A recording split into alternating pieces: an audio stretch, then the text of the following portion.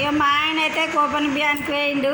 ఇక వచ్చినట్టున్నది, ఆరని కొడతాడు, బండి ఆడ పెట్టిండు కావచ్చు. చూపెడతా మీకు ఎట్లా వచ్చినాయో బియ్యం చూడండి ఫ్రెండ్స్. అగో వచ్చిండాగో మా ఆయన బియ్యం పట్టుకొని వస్తాండాగో. ఏంటి బావా అవి? కోపన్ బియ్యమా? మంచిగా వచ్చినాయా?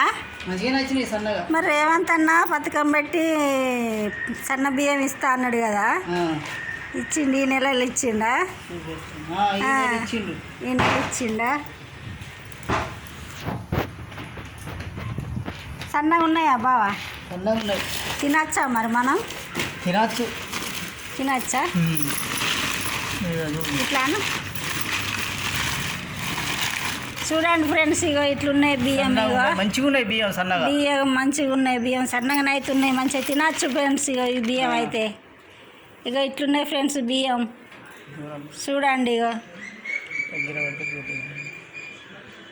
ఇంత మంచిగా ఉన్నాయి బియ్యం. మనం అయితే ఈ అన్నం తినచ్చు. చూడండి ఫ్రెండ్స్ ఇగో ఇట్లున్నాయి బియ్యం.